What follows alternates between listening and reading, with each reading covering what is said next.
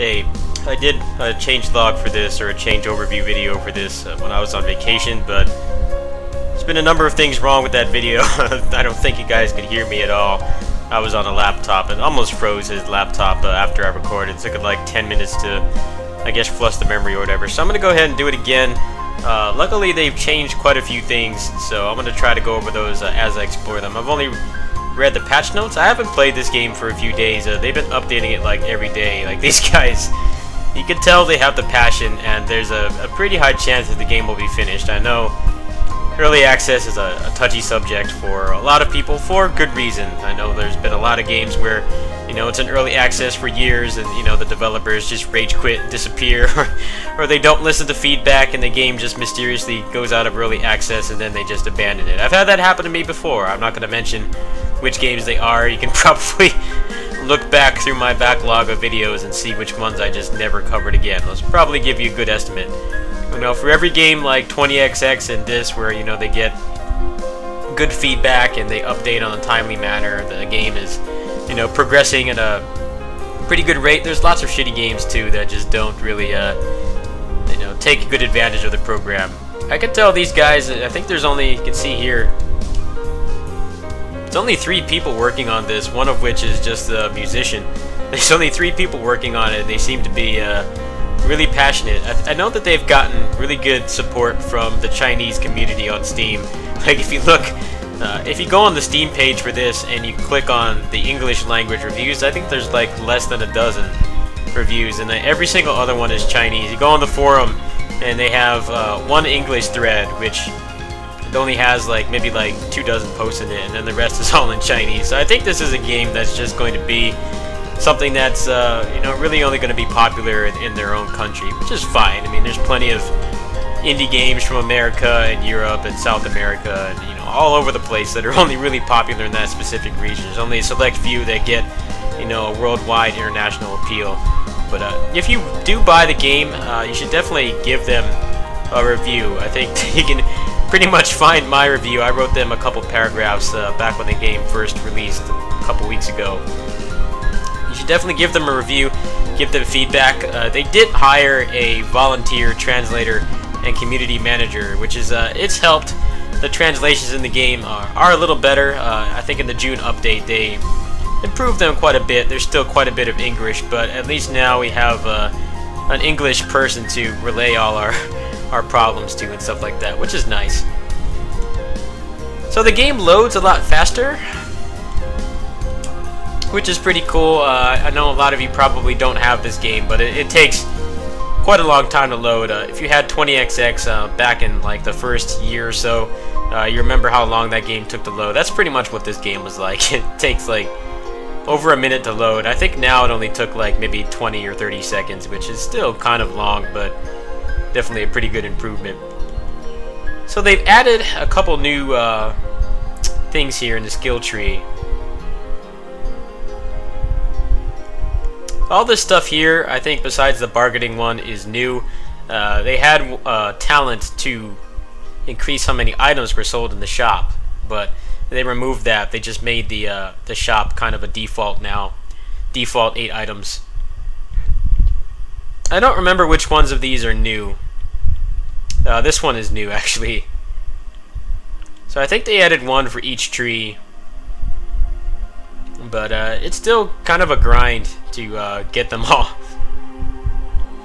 This is definitely where a lot of your replay value is going to come from here, but they're still working on the game, so I haven't really felt like it's been productive to really grind for all this stuff, simply because they're going to be changing things quite a bit. Like they actually reset the skill tree. I think it was last week they pushed this update because some of the talents don't exist anymore. So we go ahead and go into the game. That's pretty much all the changes. Actually, they have improved the controller detection, which was kind of broken for a few days. That's one of the reasons why I haven't been playing this for a while, and why it took me so long to make another patch overview video. It was broken for a while, but now it's fixed. It went ahead and it natively detected my PS4 controller, and apparently everything is going to be set up. So let me go in now. So the difficulties have changed. It's kind of like, if you remember DMC3 Special Edition, they kind of changed all the difficulties. That's kind of what they did here. This used to be normal and hard and so on, but now they've changed it.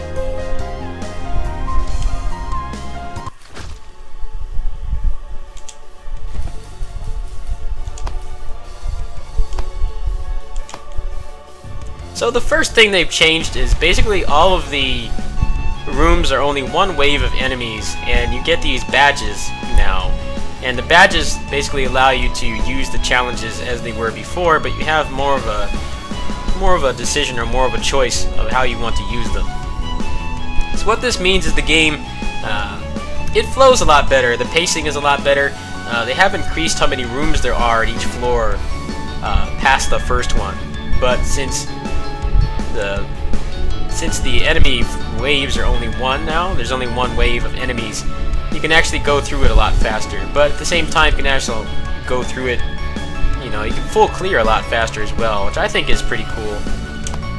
So if you want to farm, you can. Now they've added this NPC. It doesn't seem like I have the points right now. It seems like this is still kind of screwed up. I might have to post in their feedback thread and see what's going on here. But I did do this once. Basically, you can get a random weapon at the start of the run now, which is pretty cool. A lot of the weapons are really good in this.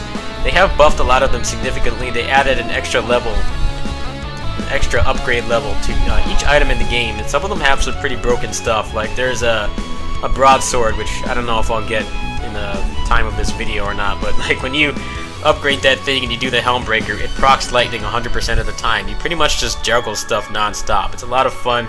There's definitely a lot more synergies in the game now, ever since they've added those extra upgrade levels. Now you can also get optional consumable items, but from what I've seen, this is like almost never worth it. You should really be saving up for the weapons, because the weapons can really change things way more than the consumable items can. So I'll have to figure out why I still only have 85 soul value, even though I've done like 4 or 5 runs. I don't know what's up with that.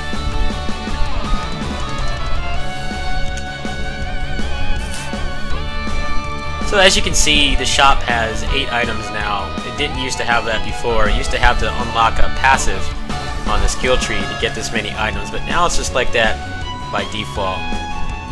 So at the top you have consumables and some low-level weapons, and then at the bottom you have more high-end stuff. Like right here's a Serpent Gauntlet, which increases toxic damage. If you have the Poison Glaive, this is actually pretty good, I guess.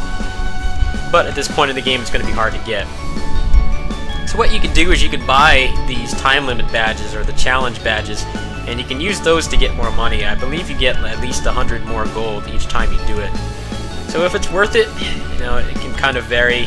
Sometimes there's really good stuff at the bottom row here, so you'll want to grind and get as much money as possible before you go down to the next floor, which is why the increased amount of rooms is nice. If you want to take it slower and fight through every room and use all the badges, you can, and you can afford stuff a lot easier. Now the altars have changed quite a bit. The altars used to only let you upgrade something once when they first dropped this June update, but now they've changed it so that you can do it twice, but I think on the second time the amount increases, or the fee increases. Like I said, I have not played for a few days because the controller configuration was like all messed up from the new system that they added, so I can't really comment on that too much. I'm just going off the patch notes, but a lot of this stuff has been in the game since that first video I made. Now they changed the third attack on the broadsword, so it's just like a basic, you know, high time launcher motion. It comes out a little faster. And if you push up, and you do a rising high time, which is pretty cool, but then you miss out on being able to do the dagger attack to kind of get that extra damage. So I don't know how useful that is.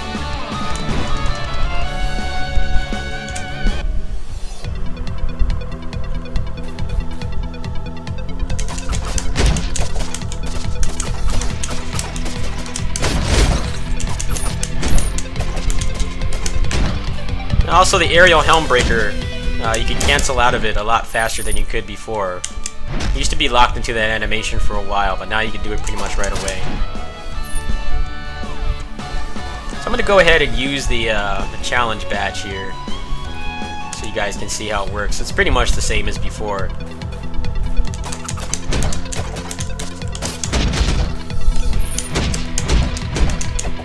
No, they've added a numerical HP value to the enemies as well. That's pretty cool. So it works pretty much the same as before. It's just now that since the enemies only spawn in one wave, the pacing of the game is so much better than it was before. It's pretty crazy how much they've changed the game just in these past few patches. They've also released a tentative, feature list for what they want to do throughout the rest of the early access program. I like pretty much everything they've put on there. I'm going to go ahead and link to that in the description. You can go ahead and look at it. As you can see, like, most of the feedback they're getting is not in English. The only one I didn't like was the one where they want to add more stage hazards or level hazards, which I've never cared for in any action game. I've always found those kinds of hazards to be just annoying. You just want to get back to just plain flat ground. I hope that they're getting feedback from the Chinese community that will tell them to not do that, because it never tends to work well. It gets annoying, especially in this game with the you're actually limited to how much defensive options you can use. As you can see, I have the little action gauge there. I can tell that's probably going to be really annoying when you're dealing with hazards and stuff like that.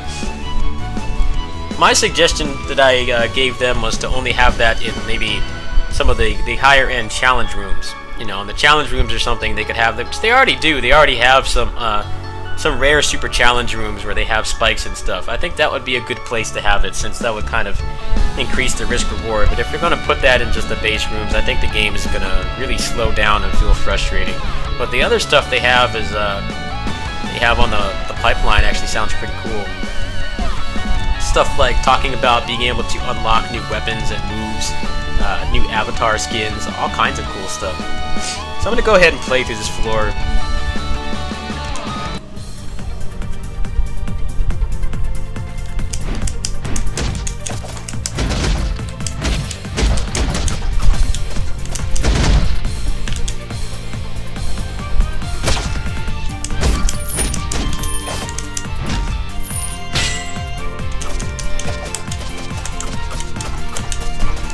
So sometimes more than one wave will spawn, but they seem to have added I guess a value system to the monsters so that it can't spawn too many difficult monsters in one room. As before, sometimes you would get really bad challenge rooms where just too many difficult monsters would spawn at once.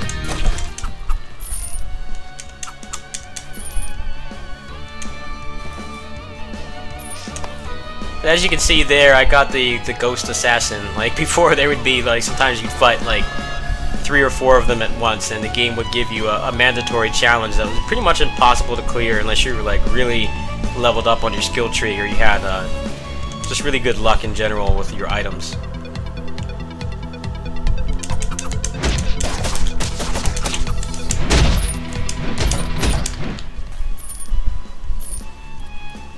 But in general, you can see how much the pacing has improved from my older videos, the older builds.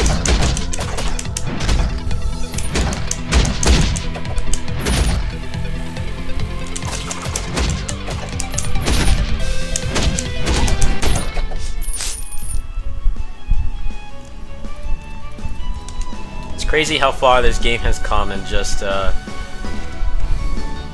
few months. Not even like 2 months.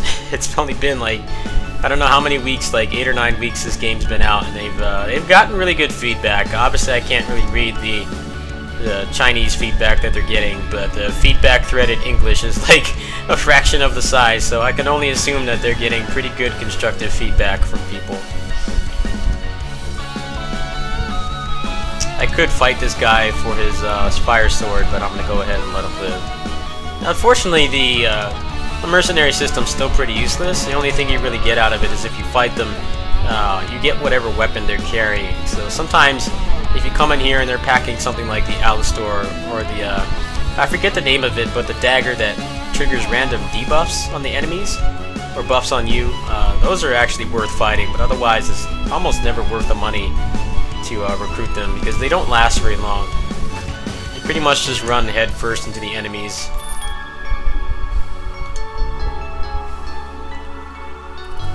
Alright, so I'll full clear this floor.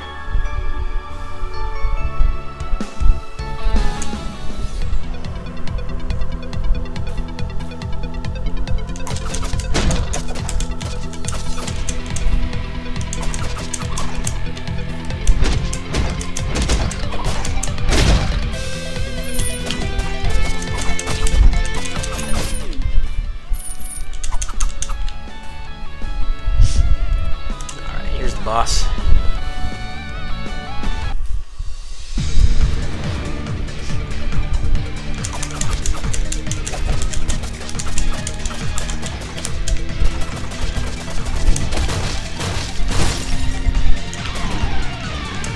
That command grab. No matter how many times I play this, I always get caught by that grab.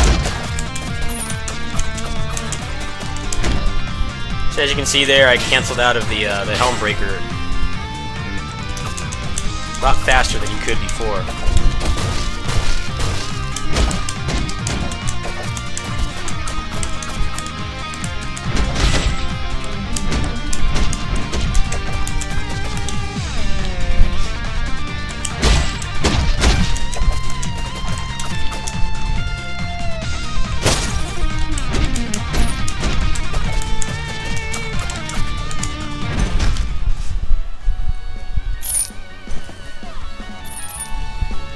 So pretty much nothing about the, floor transition is different.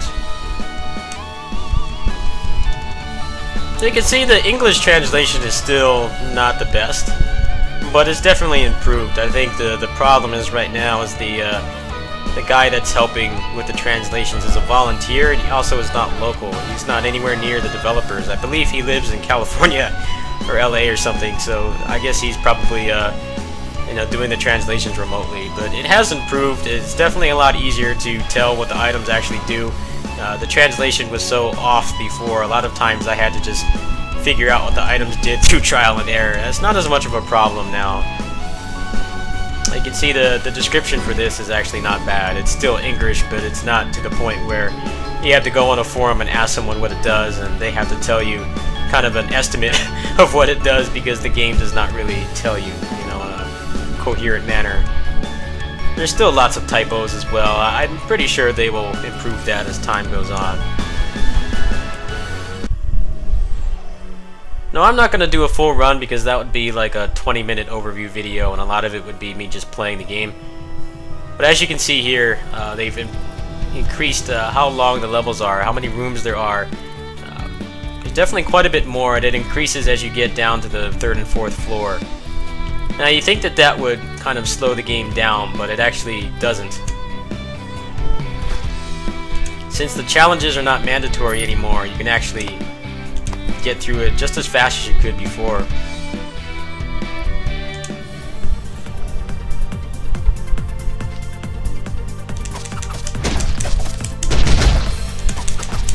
I find even if I do a bunch of farming, the runs are still around half an hour long. I hope they keep the run length around there, because usually the roguelikes that I spend the most time on are the ones that aren't really long. That's one of the problems I've had with Dead Cells, is that game has already got a pretty long run length, and it's not even done yet. I feel like I probably won't play that game too much, even when it's finished and more polished, simply because of how long it is. Rather than this game, it's like if I get crappy run or something, it doesn't really bother me that much because it doesn't take too long to get back to where I was. Also, the core gameplay is so solid, I don't particularly care. But I don't know, some people like really long roguelike runs. They like runs that take a longer period of time to finish. I guess you have more time to mess around with the gear and stuff that way, but I've never really felt that way. Like, there's some roguelikes I've played on the channel that I've just dropped because they take like over an hour to finish. And when you lose, you just get pissed off and you don't want to play anymore. But obviously I don't speak for everybody. I really like where the run length is now.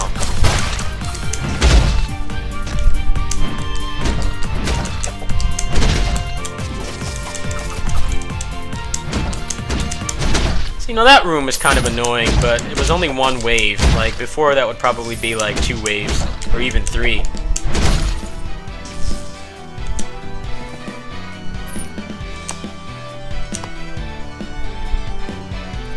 This is not a particularly interesting run. It's not really giving me anything too great. So, these guys are actually pretty easy to fight. I've never really shown this in the overview videos I've done. You can fight them or you can recruit them. If you fight them, you pretty much just air combo them to death. They don't really put up much of a fight, and they actually drop their gear. So sometimes, you know, this run right now, I'm about halfway through the run, and we really haven't gotten anything of note at all. Sometimes it's actually worth it to just fight them because you get the gear for free, and sometimes it's actually even leveled up a little bit. So if you have a little stockpile of money, sometimes you can just get it straight to level 3 or even level 4, and that'll pretty much change the run right there. So I'll go ahead and I'll fight this NPC.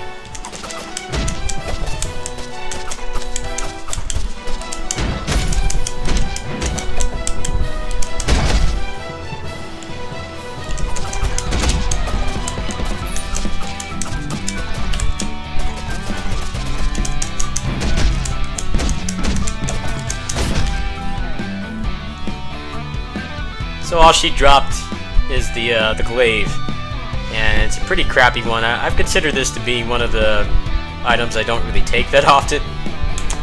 But there, that's how that mechanic works. Hopefully they'll balance things a little better, and there will actually be more of an incentive to actually recruit them, because it's almost never a good idea to do that. It's always better to just fight them and take their gear if they have something you like, because they really don't contribute much. Like this one's got the Sword of Sacrifice, which I don't really care for, so I'm not even going to bother. Let me get to the shop here before I close things out.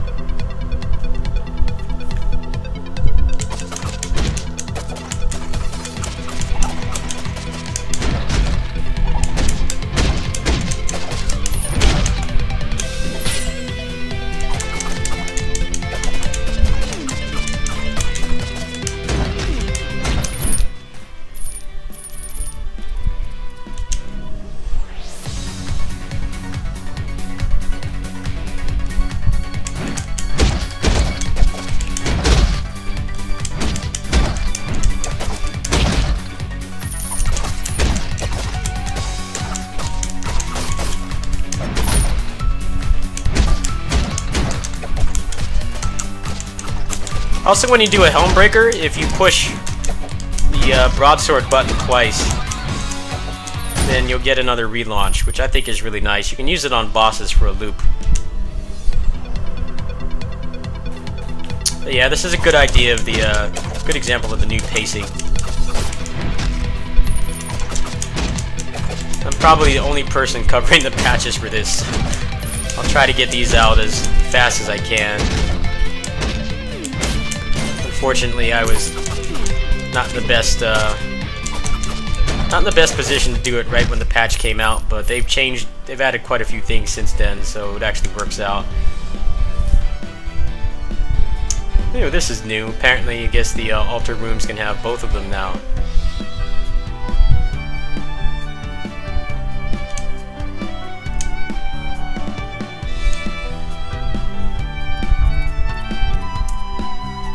Being stingy with the shop. I want to go ahead and show the upgrading mechanic before I stop.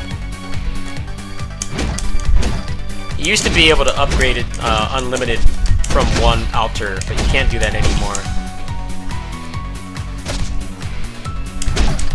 Which really doesn't change anything, because you're very rarely going to have enough money to upgrade something more than twice anyway.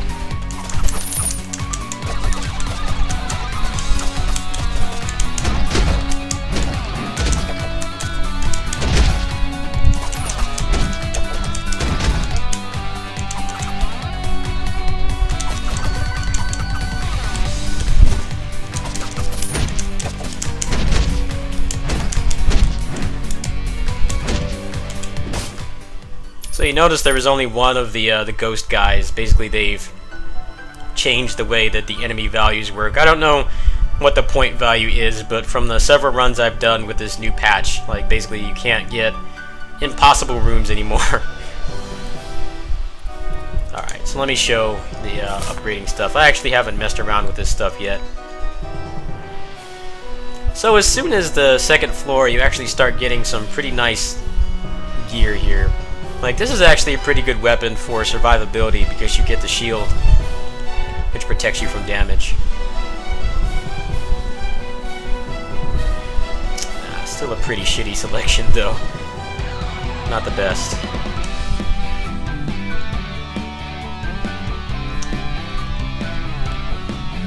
This run's so crappy so far, I'm kind of glad I'm ending the video. This is not an ideal build at all. It's going to have to pick up pretty soon. So the price increases when you upgrade more than once.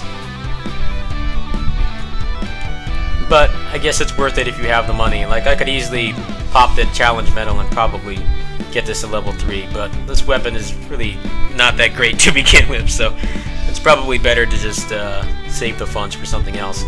But that's your patch overview. I thought I'd get this out. I know that the last one was not really that great, and they've changed a couple things since then. Like, this new forage or upgrading mechanic was actually not in the original June patch, but in the past few days they've added this.